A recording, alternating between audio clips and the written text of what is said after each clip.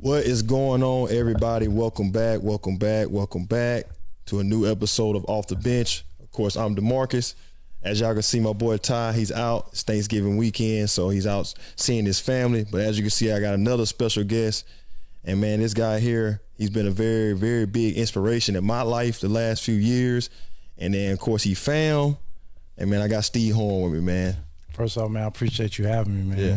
Definitely. Steve, tell the people about what exactly do Steve Horne do? Well, I'm the owner of 360 Basketball, so I provide a service for players that come basically with a weakness for skill development to help them get to their goals. So we do the consulting side, not just the skill development side. So I've been able to help guys from 10U to even professionally to be able to continue to push for their dreams. So, Absolutely. Yeah. So you got 360 Basketball, 360 Fitness. Correct. So you got a real deal business that's, catering to an athlete's progression all the way around. Absolutely. So that's absolutely. I wanted to make sure when I was doing it that I wanted to make sure that I build something conducive for the future. So and what I mean by that is making sure I had a website, email, business, phone, business credit. So for that, me being able to, with my own personal experience, me playing professional basketball, ups and downs, being able to navigate through those highs and lows, helped me to give back and consult for the players that I have now. Absolutely. So now tell the people a little bit about your professional experience. I know, like I said, you played in Japan, large portion of your career. So what was that like for you, leading up to where you are right now? Well, I will say this. Before I got overseas, of course, I went to Woodham High School and had a good high school career. I was highly recruited, but I didn't have grades at the time. Okay. So I had to go to a junior college. I went to Pensacola State, which at the time was Pensacola Junior College. But again, that was another thing a challenge I had to go through for grades. So now I had to, as they say, go through the back door. But at the time, with Japan was still it was one of the top JUCO leagues to play in. So I went from Pensacola State to the University of Montana. Pat Kennedy had just left the University of DePaul. Okay. So I was a big Florida State fan. He was at Florida State first. So, us being from Pensacola, Florida State, give him a chance to watch and play them. So I went to University of Montana, faced some injuries my senior year, but still had opportunity to play professional by going to camps and had some pretty good games against some top schools. Okay. And that led me to playing semi-pro for a while, and then I went on to play overseas. In Japan, like you said.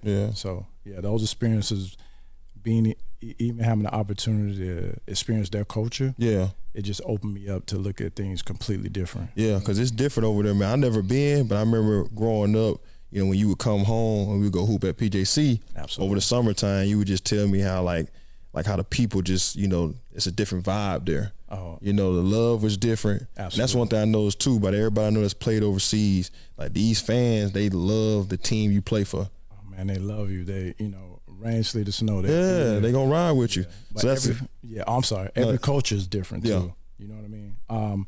Japan taught me patience. Okay. Because the team I was selected to go to at first, they wanted scoring off the bench. Okay. So at first, if you've started your whole career, that's another challenge that you have to be able to navigate through and be, and do what's best for the team.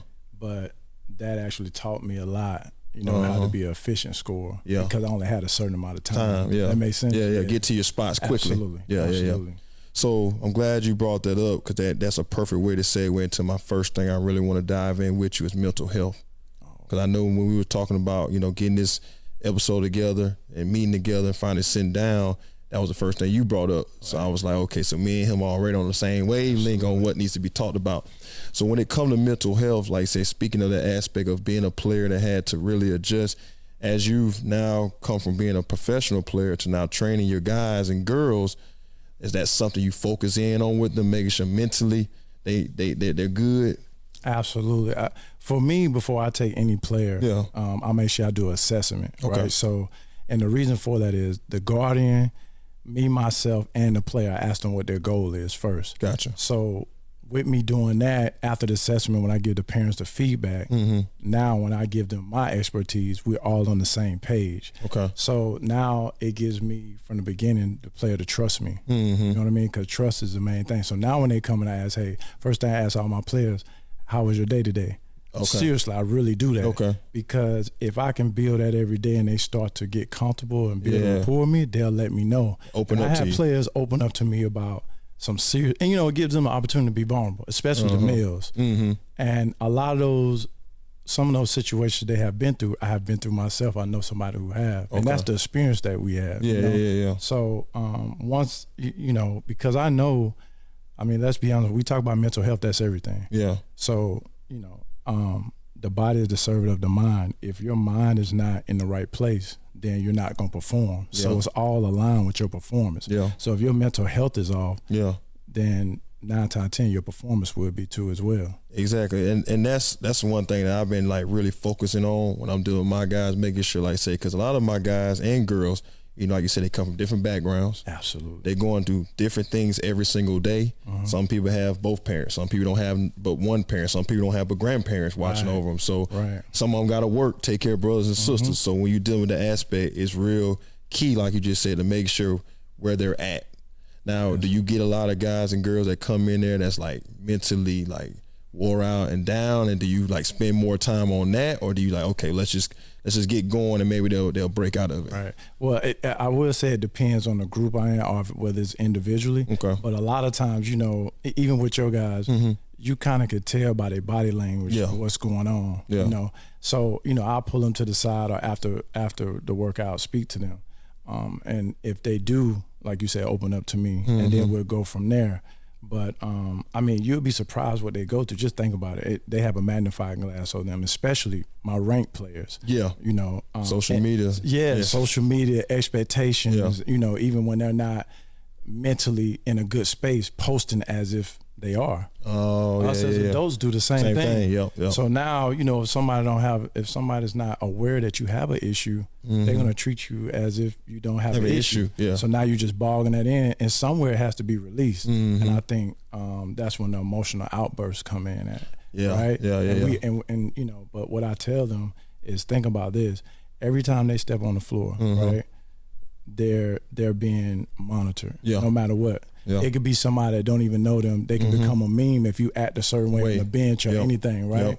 So that's a lot of pressure. So, it's best to, be able to open up and talk about it. Yeah, because I tell all my guys, especially on Washington team, that, like I say, you're always being interviewed. Absolutely. Everywhere you go, even if you're not playing, even if you're on the sideline talking to your teammates, talking to the crowd, how you react to coaches, right? That's all being watched. So if you want somebody to bring you a part of their program and say, hey, this is a kid that can help me, they got to know that you check all the boxes. Absolutely. Yep. And if you mentally not there, then like you say, you need to find somebody that you can be vulnerable with enough to say, hey, look, Steve, this is what I got going on, man. Yep. And then be able to try to help them resolve that issue.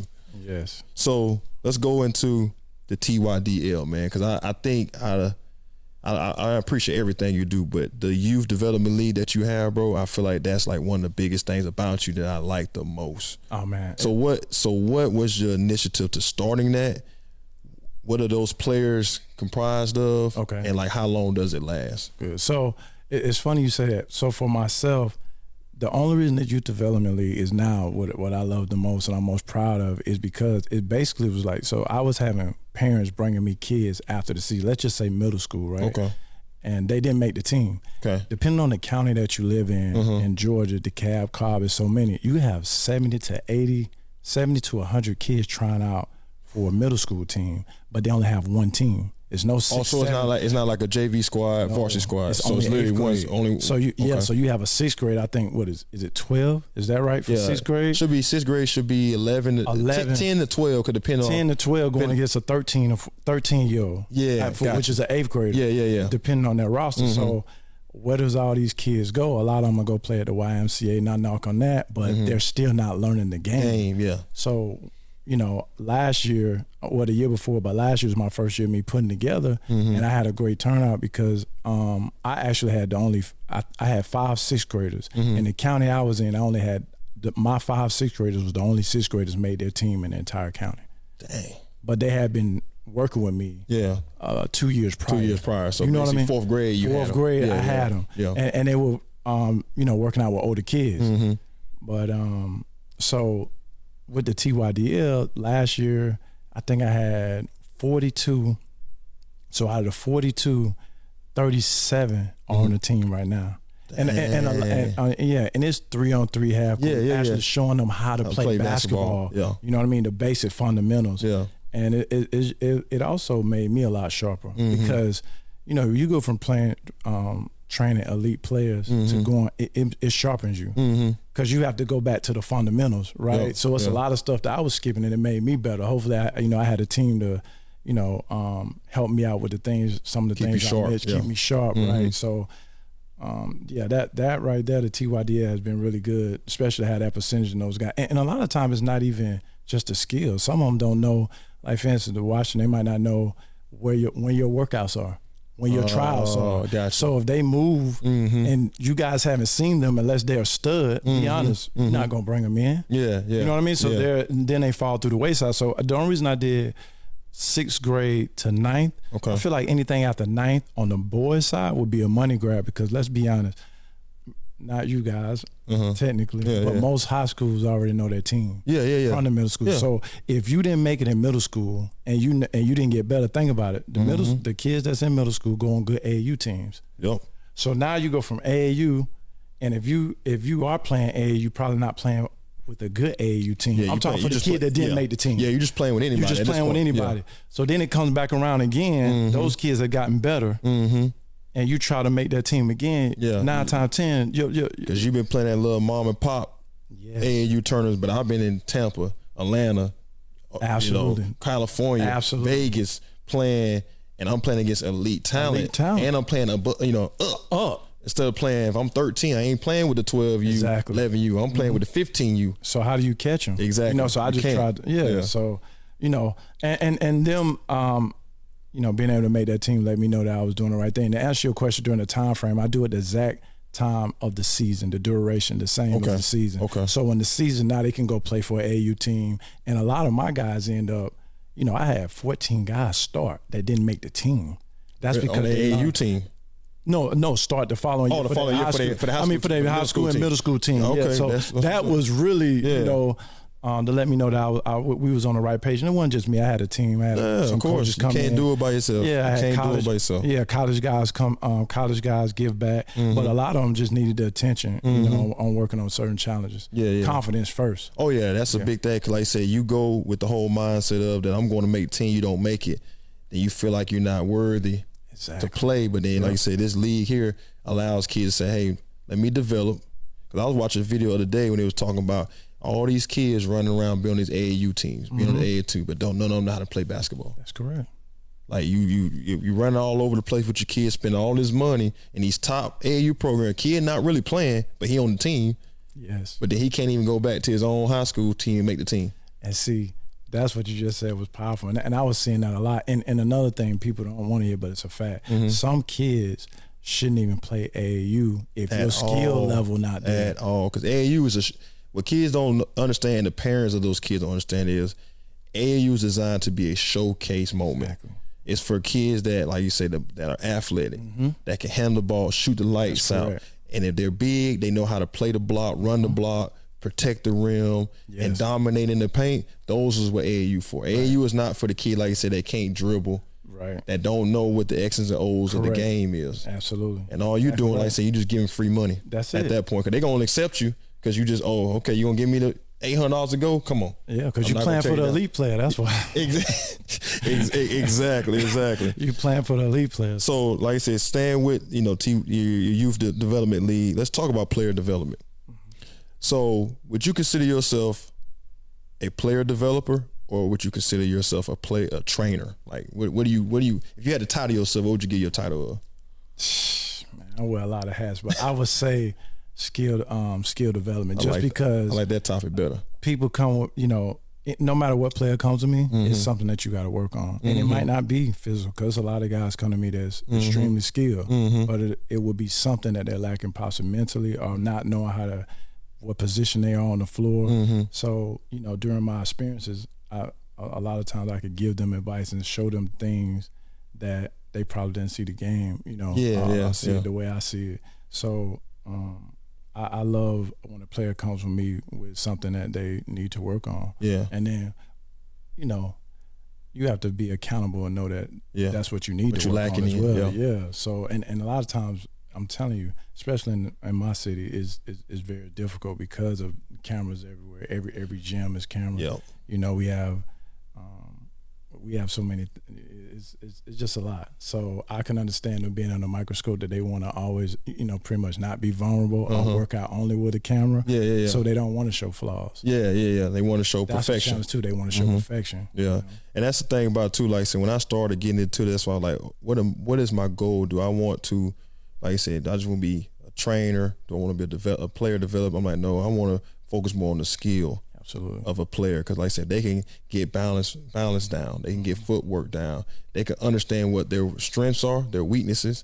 Like I said, mentally be locked in, or if they're not locked in, let's recognize that and let's work on that. Right. Then they'll be a better player on the long run than just for that moment. Absolutely. And that's why I think a lot of people try to focus on, like, right now, let me just be good right now, but in the long run, I'm not really developing the right way to get to the ultimate level. Yeah. So now let's talk a little bit about coaching. I know you just brought up, how it is in Atlanta. The A is a whole lot different than down here in the Panhandle. Mm-hmm. So what would you say? Like I said, I know you always come back and give back and participate in a lot of different things in the city, which is big. So what would you say you notice when it comes to coaching that's like lacking? Because like I get it all the time. Like people like, man, Mark, like this kid here, man, he don't do this, he don't do that. But I gotta try to tell everybody, it's like, but the coaching has to be there too for that kid. Absolutely.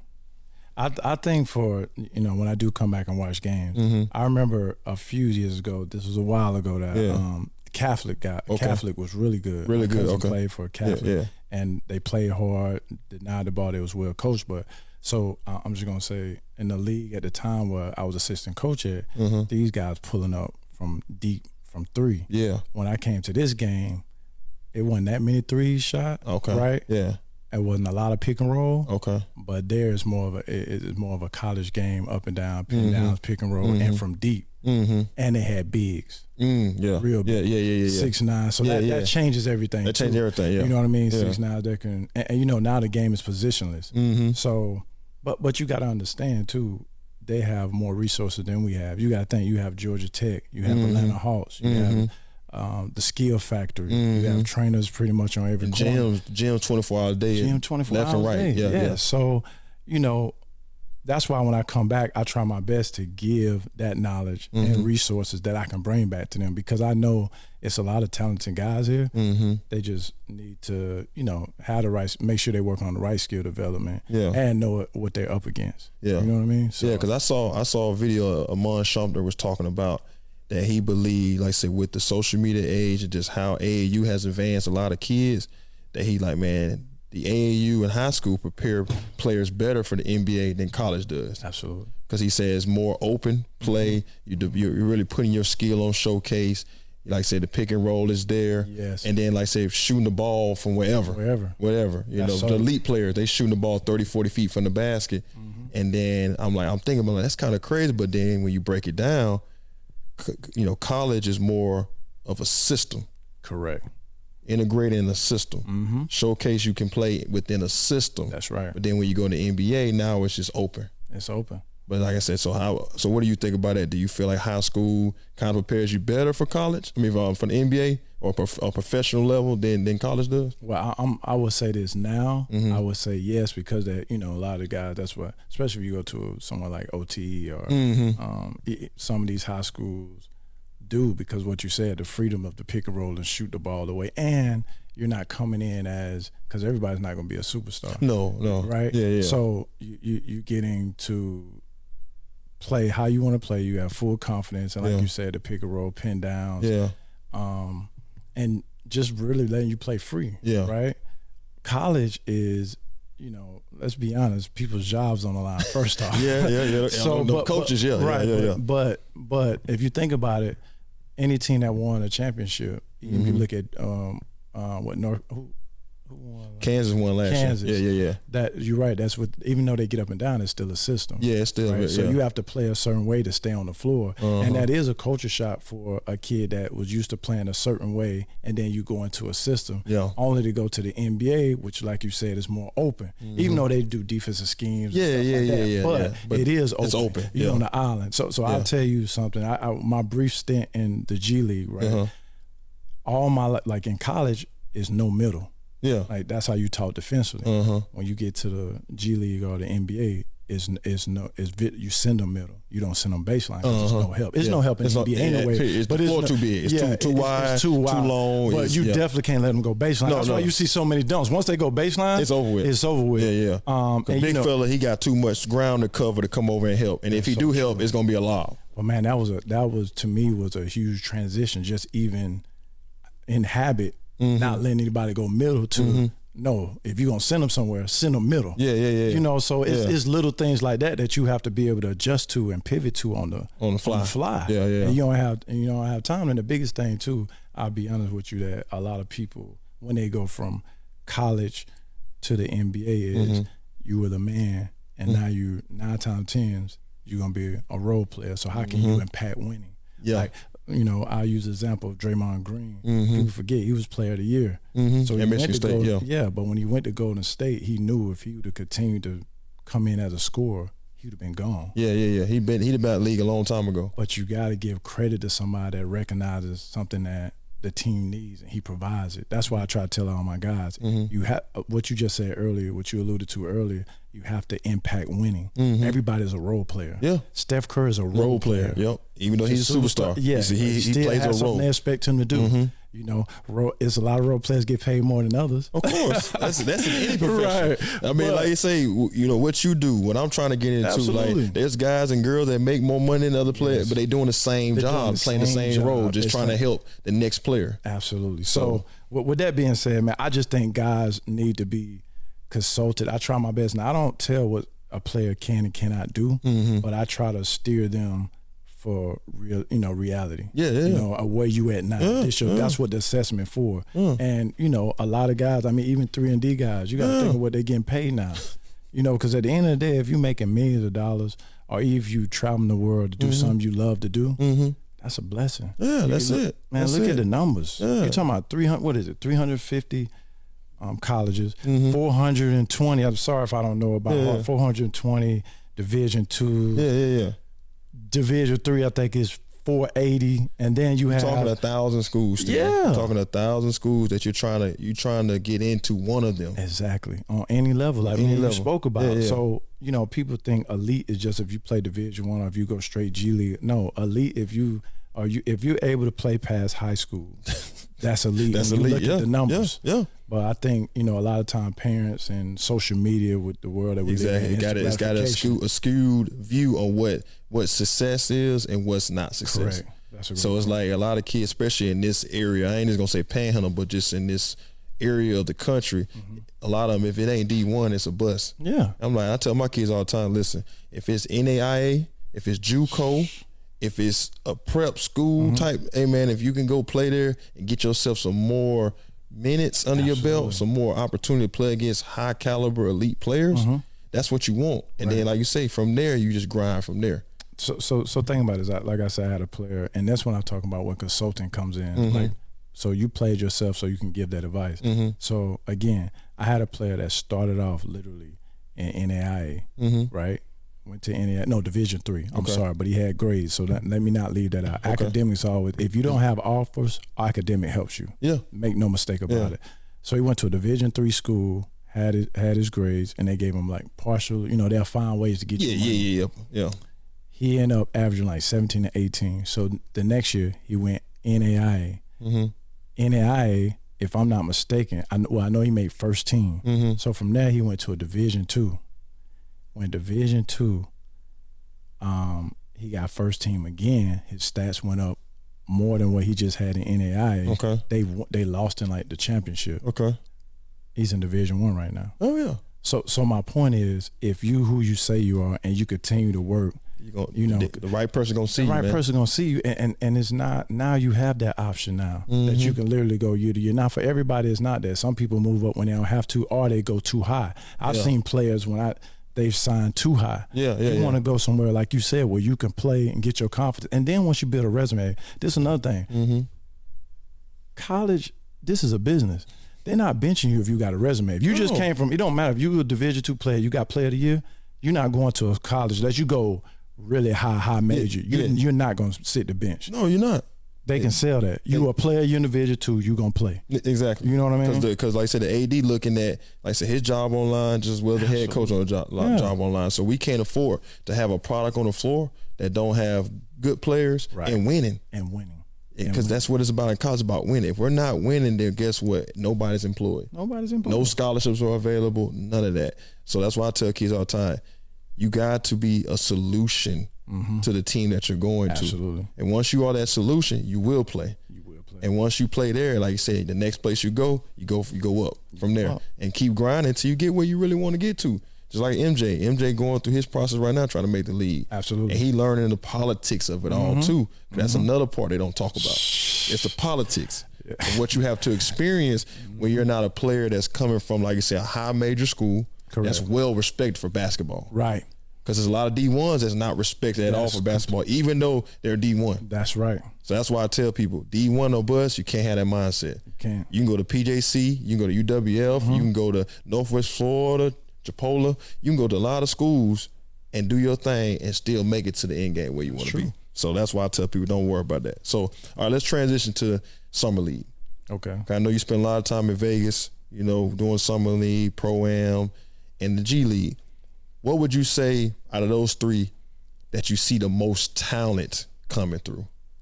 Oh, yeah. From my personal experience, now, G League is extremely talented, of course, but Summer League, because all those guys trying to make the team. Yeah. And they're right there, and they don't know yet. In the G League, for the most part, think about it. You already know you got a, what type of contract. If you got a chance or not. Yeah. Right, but in Summer League, you're trying to get on that team. So for me, I've seen some really competitive Summer League games. And you got to think, even the guys that's going first round playing in the Summer League. They playing in the Summer League. Yeah. Those where you get your first taste of it. Oh, yeah. Absolutely. I would definitely say the NBA Summer League. Okay. It's an experience too, man. And I would tell guys here, I know a lot of guys are doing a lot of things for the youth out here trying to get the exposure out, which I respect it. I was telling Ty too, go in, if you can get a budget for the parents and go to Final Four. Contacts matter. You know what I mean?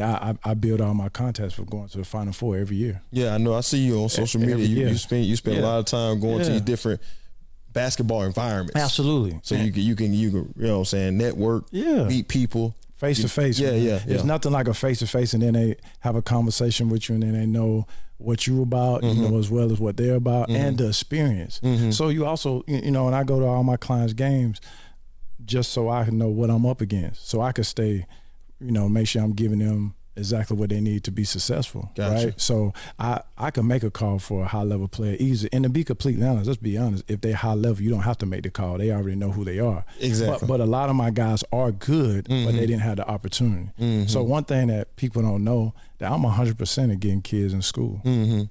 Every kid that's ever worked for me, girl or boy, has got a scholarship.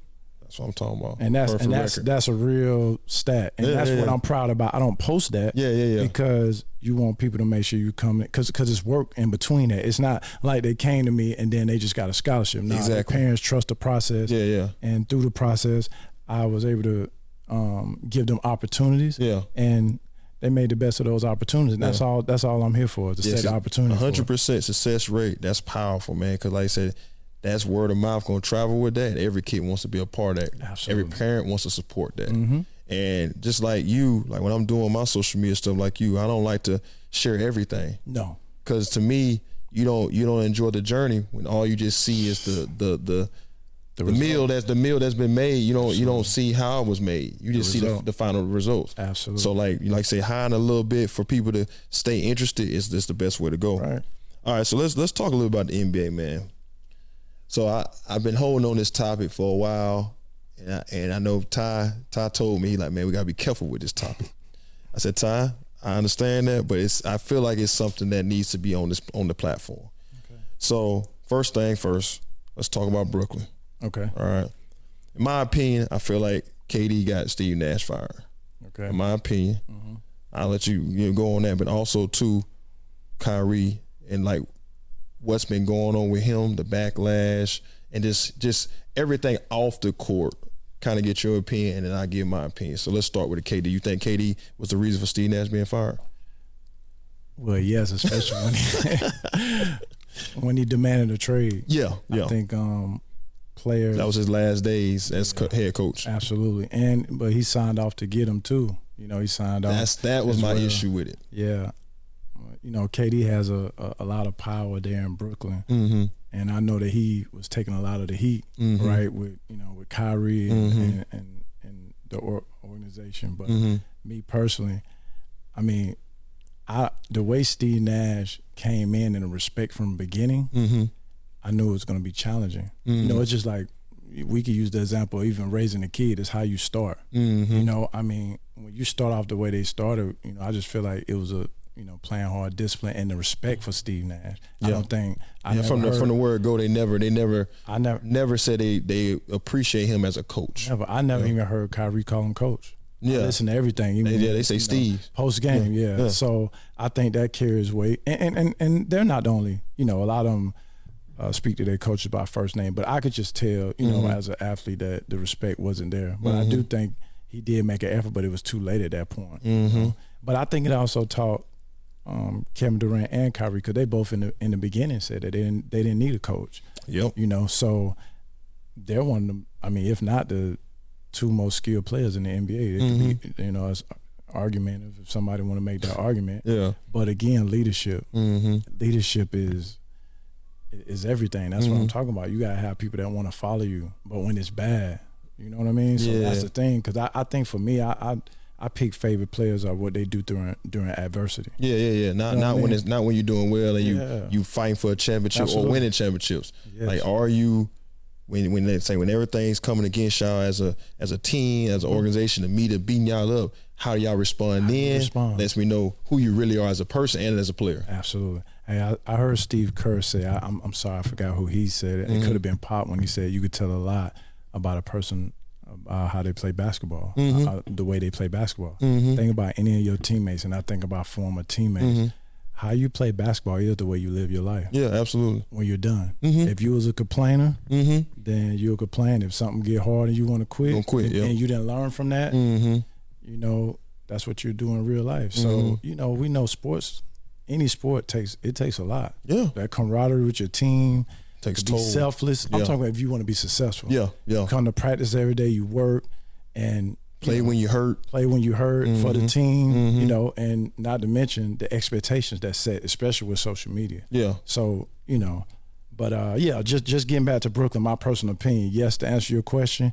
And I don't, Jock Vaughn, we played at Kansas. Good player, good professional. Player, played hard, and the first thing he said, we're not going to win any games, we want to play hard. It come back to playing hard and them wanting to do it. But it starts with them two. It really start with KD to be caring. Like, that's my issue with them. Like, okay, I know you don't like Steve, but, like, y'all have to care about when you're on the floor that you're just not going to let people do whatever they want. Right. You gotta stop the onslaught of comments from the media by doing something. Absolutely. Like I said, with Ben Simmons, him being hurt, like, somebody's got to step up and say, all right, fellas, listen, we got to do something different, because right now we're not getting the results we want.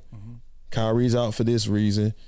We ain't getting the coaching that we want. So we have to take a stand on making a difference on this team. And that's just that. I just haven't seen that. That's why they're having the struggles they've had since KD, Kyrie, and James, all them boys that was there. You're right. Because with that makeup, man, there's no way that y'all shouldn't have been able to do something special. Yes. I just think that they weren't all on the same page on what the goal was as a team.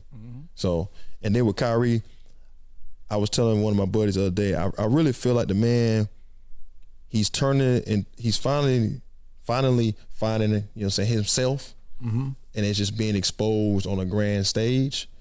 And I think a lot of times, man, basketball just ain't really that important to him.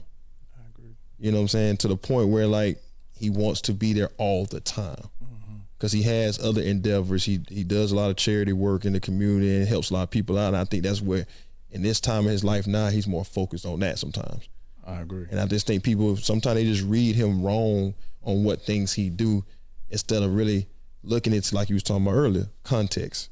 Like, why is he doing this? What is he doing it for? Okay, what's the end goal of what he's trying to do? Right. And if you respect it, respect. If you don't, it's cool. Yeah, I agree with that. I think with Kyrie, of course, I can't read another man's heart, but I see that he is evolving more to that side. Yeah. But the issue is he still has a job, and he gets millions of dollars to do that job. And that's the thing.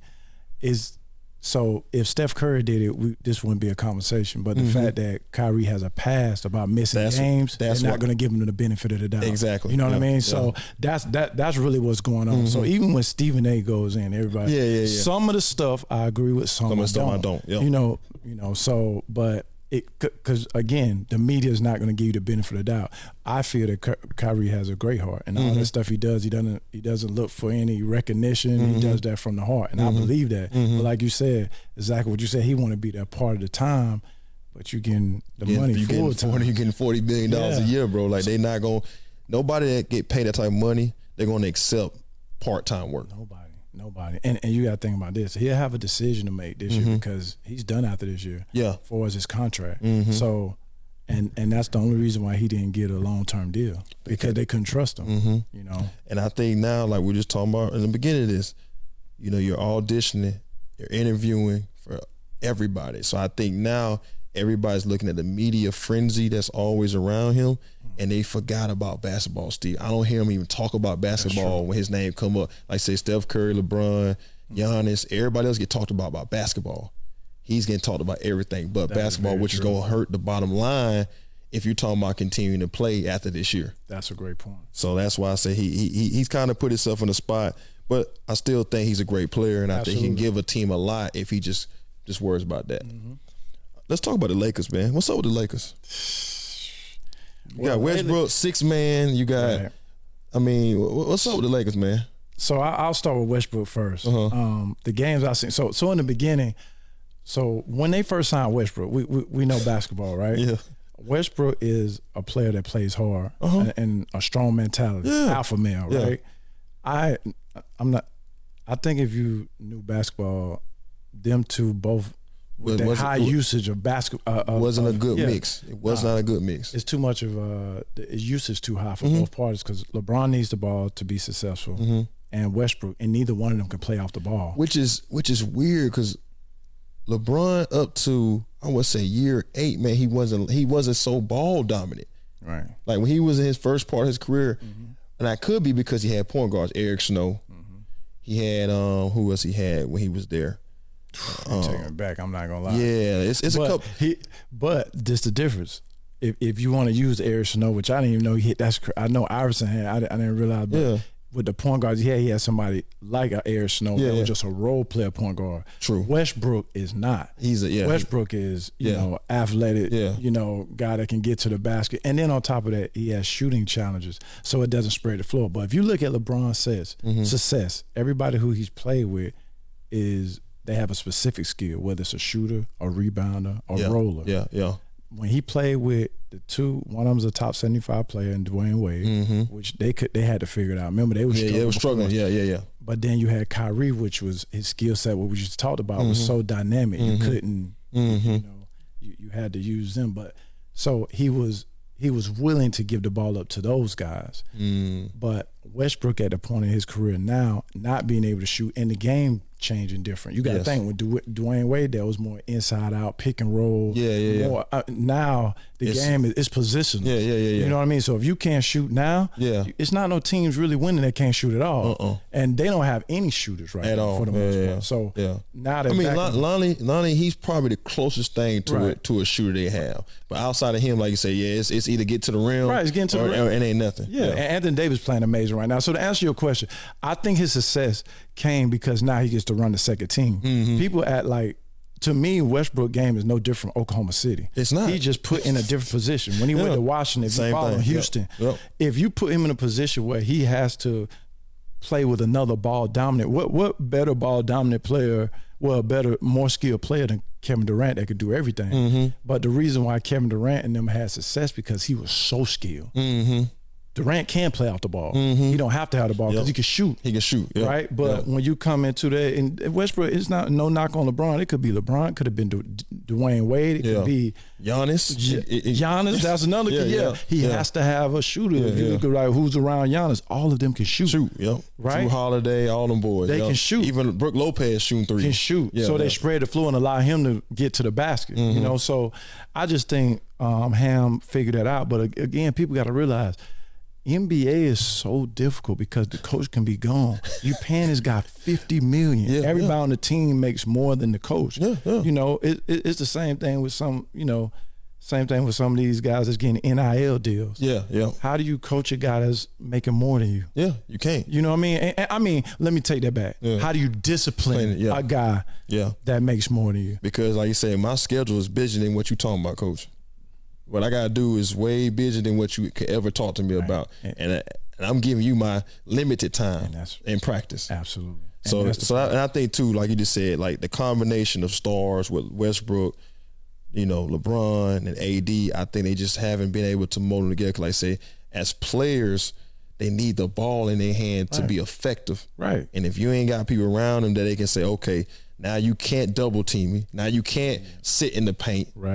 And that's what they're doing. And I think it's turned, even LeBron has turned him to a more jump shooting player. Which he's shooting the lowest percentage, right? Yeah, that's what I'm saying. Shoot more. Yeah, so it's really evolved, messing his game up too, having Westbrook on the floor with him. Because like you say, I can't throw to Westbrook to give me a release. Because like they literally 2 feet in the paint waiting on me to come, and I kick it to Westbrook, and he might hit the side of the backboard. And they're not closing out on Westbrook. They get to stay in the paint. They're literally just waving him off and turn around going to the basket. Absolutely. And then like I say, he don't know how to get around because like I said, for all his career from UCLA. He's played the same way. His game hasn't evolved with the league. And I think that's what hurt him. But I mean, I've told people from the beginning when they picked him, they're not gonna make the playoffs. I mean, until they get that off the books, get that $50 million off the book, which is his last year. So then they can start revamping the team, try to do something with LeBron his last year, and try to make a run next year. So, all right, so let's. I want to throw one segment and see what you think about this. It's called Would You Rather. Okay. All right, so I got 2 players. All right. I want to throw at you and see who would you rather go with if you had a team, Ja Morant or SGA.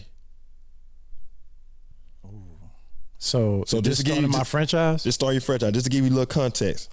So SGA right now, he averaged 31 on shooting over 50%. He's 2% from the 50-40-90 club. He's shooting 52%, 38% from the 3-point. He's shooting 92% from the free throw, averaging 31 points a game. And then your boy Ja, he doing 47 from the field, 39 from 3, 77 from the free throw, and 29 points a game. So out of those 2 players, who would you go? Who would you rather have? See, that's a broad statement. Who is around me? What team can you give it? I mean, because of right now, if I'm going by stats, then Shai has better stats. But now, he's 6'6". Me and you player now. I'm giving you those stats for context, but off the player, just watching. You've watched enough NBA. You've been in the arenas. You've seen these guys up close. Out of those 2, who would you say, like, man, you know what? If I gotta go, I gotta go with Ja Morant. I have to. Just because the point guard, and he could play the 2. He's explosive. You know, Shai still coming into his game, and I haven't seen him deep in the playoffs. Gotcha. So that's but either way you can't lose. But as of right now, from what I've seen, it would have to be Ja. And then make no mistake, if I'm the owner, Ja ticket sales is.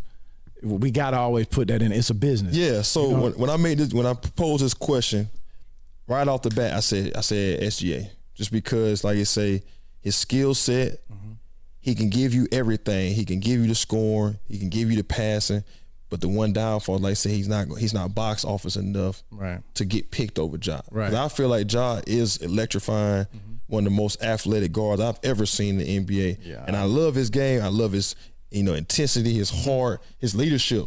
Even though he don't necessarily coach players, but he lead by example of how hard to play. Absolutely. He's a more skilled Westbrook to me. Yes, he is. But like I say, if I'm just looking at body of work and just all around skill, that's why I went with SGA. Just because, like I said, I'm watching him do his thing at OKC, not really getting no love, and like he is putting up numbers.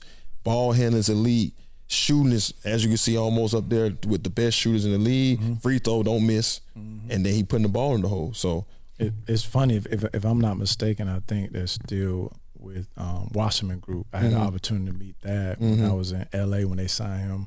If he's still with them, about 5 years ago, and he was talking about 4 years, I guess, prior to COVID. I always lose my count, but he was talking about how special he was. Yeah. And that was then. Yeah. But now, like you say, he's and all they have to do is win. If they get to the playoffs, they get an opportunity to see him. Just like we were talking about Fox with Sacramento. Yes. A lot of people don't know who he is. Yeah, but this year I think Sacramento they're gonna be 5th, 6th seed, so they're gonna get a real chance to see Fox on the grand stage now, and I think that's gonna be big for him. Right, and we know playoffs make players. Oh yeah, 100%. All right, man. So last thing I'm gonna throw at you before we get out of here. This is for my boy Ty. Okay. This is his segment called "Get in the Game." All right, because the show, our show is off the bench, so we want to get you in the game. So it's rapid fire questions. I'm gonna give you two. Basically 2 answers. You just give me which one fits you. All right. So we got NIL deals, right? Do you like that for high school basketball players or not? If they have a guardian, yes. Okay. Would you rather train the youth, high school, or collegiate players?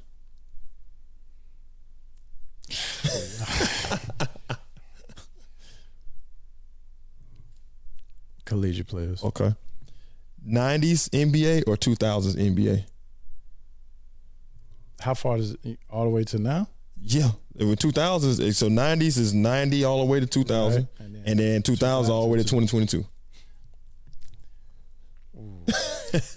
I can't. Can you ask me that again? Okay. 90s NBA or 2000s NBA? I gotta go with man. That's tough.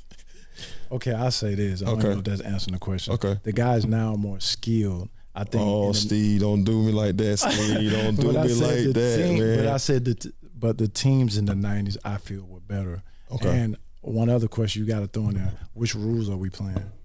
Okay. Does that matter? Is the physicality of the 90s? Or you can't touch and play, No hand checking. Hand checking now. I'm glad you bring it up. I bring it up all the time. So I'm going to leave that one as an asterisk. We're going to leave that one. That's fair enough. NBA or Euro League? As for watching, as for the talent, skill, all of it. This might shock you now. Talent is NBA. Yeah. That's the best players in the world, no doubt. But the Euro League is very difficult. Now, I'm going to tell you this, the Euro League is better than the NBA regular season. Yeah. Now you talk about the conference finals and all that. Now, no. Yeah. But anything below that, the Euro League, because you got to think they don't go by NBA rules. It's a 7-foot athletic guy sitting in the paint. Oh yeah. You know what I mean? And that's a lot harder. I mean, pick a roll and everybody can shoot. And that big boy Victor out there, 7'6" guard. Why you think Luka the way he is now? Granted, he did start when he was probably 15 years old playing pros. Because even when I was overseas, we were playing against guys they'll let them come practice with us at 14, 15. So they're playing against Americans as well. So to answer your question, regular season NBA, no. Euro